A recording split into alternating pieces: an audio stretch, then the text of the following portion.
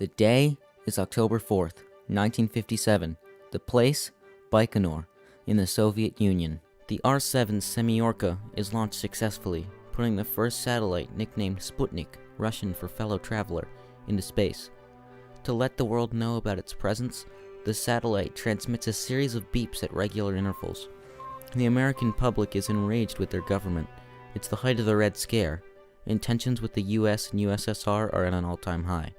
Unknown to the Americans, the Russians planned to launch a second Sputnik, this time carrying a passenger, a dog named Laika, on November 3rd, 1957. Just a month after Sputnik, she successfully launched in a makeshift capsule. She survived in Earth orbit for 5 hours, until she died due to the overheating of her capsule. Wernher von Braun, an ex-Nazi engineer, is the head of the American space program.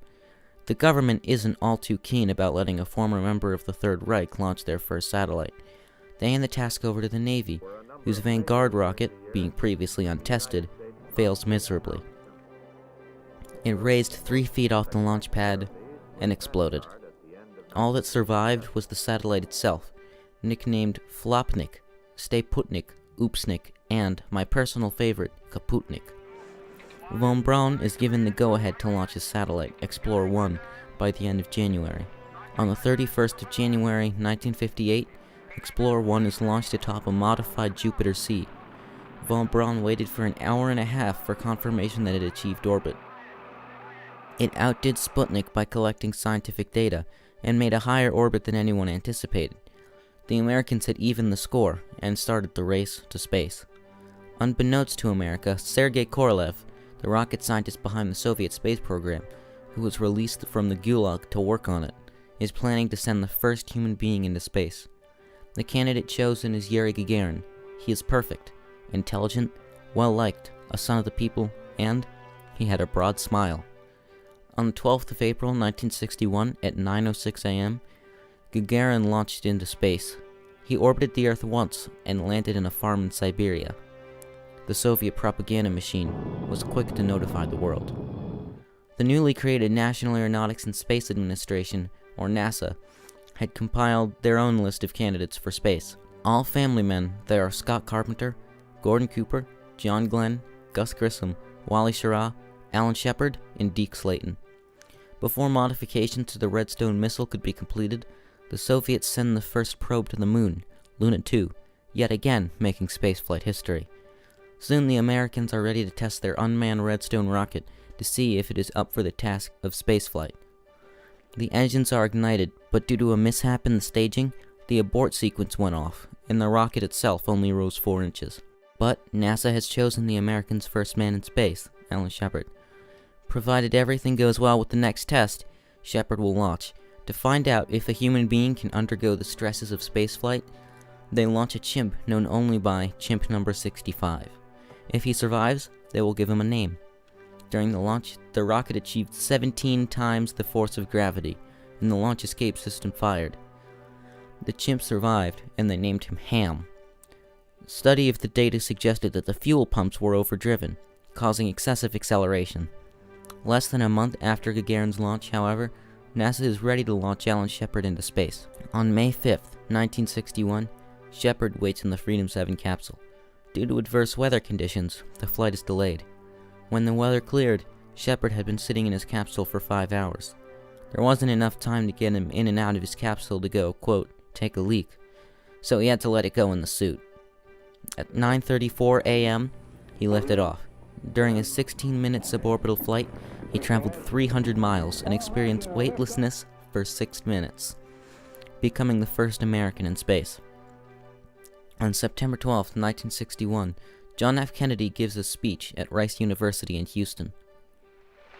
We choose to go to the moon in this decade and do the other things, not because they are easy, but because they are hard.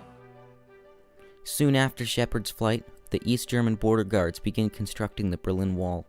The possibility of a nuclear war intensifies. Now that von Braun successfully launched a human into space, he begins construction of his rocket that will take us to the moon. Shortly after, on February 20th, 1962, John Glenn launched atop an Atlas rocket and orbited the Earth 3 times.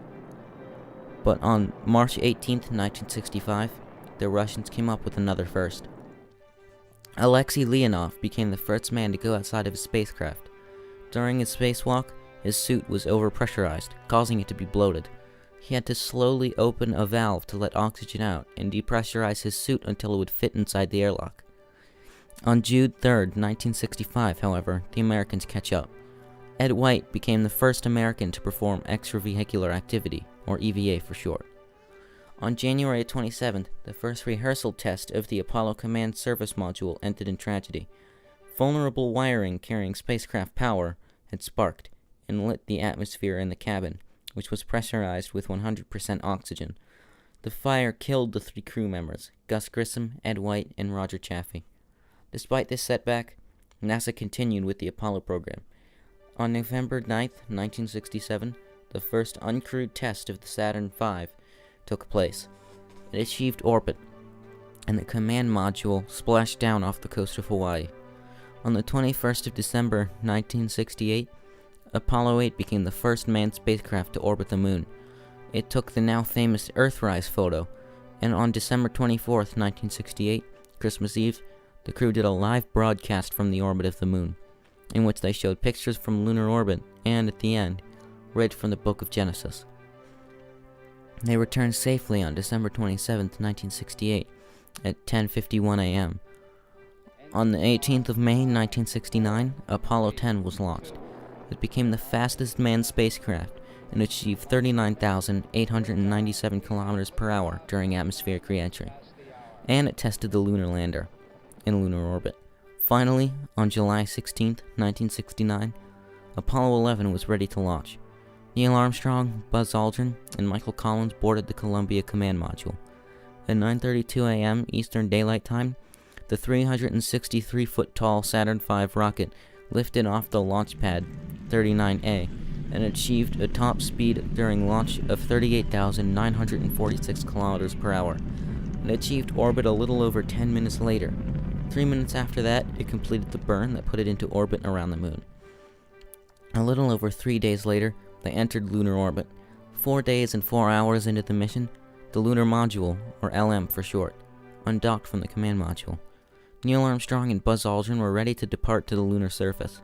However, during the descent, a 12:01 program alarm flashed on the monitors in Houston and in the LEM. The LEM was far too complicated to be landed manually, so the LEM had a computer that did most of the heavy lifting, while the controls were used to quote-unquote nudge the computer's calculations, as said by David Mindell. Overwhelmed by data, the computer began to drop some of its own programs. Fortunately, these alarms were simply the computer deciding between radar from the LEM or radar from the command module. Neil spotted too many rocks in the designated landing site, so he nudged the lander forward, and with 60 seconds of fuel left, the Eagle landed in the Sea of Tranquility. 42 minutes after they landed, Armstrong stepped out onto the surface of the moon and uttered those now famous words. That's one small step for man, one giant leap for mankind. They spent 21 hours on the surface of the moon, and 124 hours into the flight, the ascent stage of the lunar lander fired, carrying them into orbit around the moon. They rendezvoused with the command module soon after, and headed back to Earth. 2 days after leaving lunar orbit, re-entry procedures took place. The service module separated from the command module, and the command module rotated into a heat shield forward position.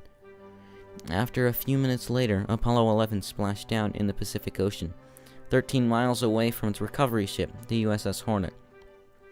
5 other missions landed on the moon, the last being Apollo 17, which featured a geologist, Harrison Schmitt, as the lunar module pilot, and he was the first scientist to land on the moon. As the Soviet Union began to fall apart, Cold War tensions began to wind down. A joint mission in low Earth orbit was carried out between the United States and the Soviets. On July 17, 1975, the Apollo spacecraft carrying Thomas P. Stafford, Vance D. Brand, and Deke Slayton docked with the Soyuz craft carrying Alexei Leonov from the first spacewalk, and Valery Kubasov. By mid-afternoon, final speeches and gifts were exchanged, and the crew departed, ending the race to space.